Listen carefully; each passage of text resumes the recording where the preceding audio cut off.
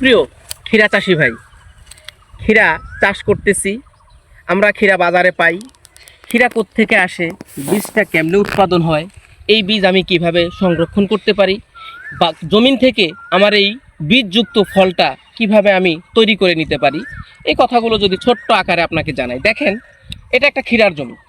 এটা বিগত দিন পুরা একটা মাস, এই যে পুরা মাঠটা যদি আপনাকে দেখাই, পুরা 2টা মাস ধরে তারা কিন্তু এই ক্ষীরা সংগ্রহ করছে, বাজারজাত করছে। এর ফলন এখন শেষের পর্যায়ে। তাহলে আগামী মৌসুম আমার এই চাষি ভাই কিন্তু আবার এই ক্ষীরা চাষটা করবে। তাহলে বীজটা কোত্থেকে পাবে?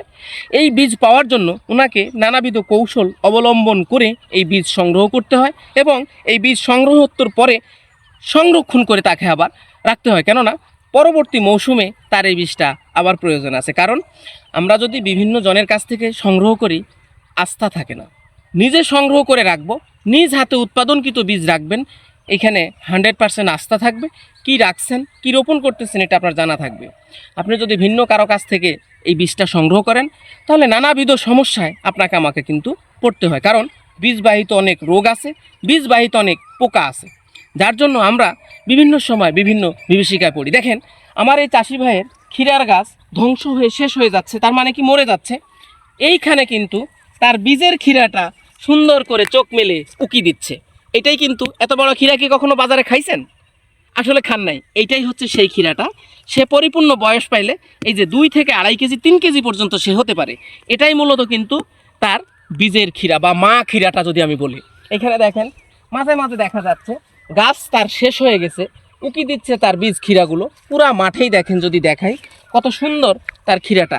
এই ক্ষীরাটা সে এখন, এই গাছ আস্তে আস্তে নিস্তেজ হয়ে যাবে, কাঁচা পাতা থাকবে না, ঠিক এইরকম নেতায় যাবে। ঠিক ওই সময় উনি এই ক্ষীরাটাকে সংগ্রহ করে বাসায় নেবে। কারণ ওরা এখন কিন্তু নিয়ে গেলে বয়সটা পুরে নেই, তার বীজের শ্বাসটা শক্ত হয়ে নেই। এখান থেকে বীজের গাছ হবে কি হবে না সন্দেহ রয়ে যায়, চিটার পরিমাণ বেড়ে যাবে। কারণ শুধু রোপণ করবে উনি না, আরও 10 জন কৃষক ভাইকে সে রোপণে সহায়তা করবে, এটাই তার সৎ চিন্তা। তাই উনি কিন্তু এখন ফেলে রাখছে। এই বীজ ক্ষীরাগুলো পরিপূর্ণতা আসতে আরও 8 থেকে 10 দিন লাগবে।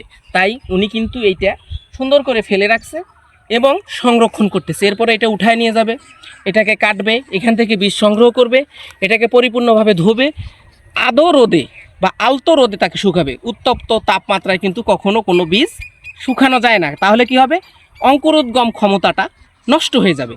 তাই সকাল থেকে 11টা পর্যন্ত ঠান্ডা আবহাওয়া, এইখানে বীজ শুকানোর উত্তম একটা সময়, এবং 3টার পর থেকে সন্ধ্যা পর্যন্ত এই সময়টার মধ্যে আপনি যদি বীজ সংরক্ষণ করেন বা শুকান রোদে, তাহলে কিন্তু খুবই চমৎকারভাবে আপনার এই বীজের অঙ্কুরোদ্গম ক্ষমতাটা বৃদ্ধি পাবে এবং তার জার্মিনেশনটা সঠিক থাকবে। তাই এই চিন্তাটা মাথায় রেখে আমার এই চাষি ভাই দেখেন, পুরা মাঠে ক্ষীরাগুলো ফেলে রাখছে, এখনও কিন্তু উনি উঠায় নাই। ঠিক আছে, এখন আপনার কাছে আকুল আবেদন, এই প্রক্রিয়া অবলম্বন করে আপনিও আপনার ফসলের নিজ হাতে বীজ রাখবেন, পরবর্তী মৌসুমে তা ব্যবহার করবেন। ধন্যবাদ।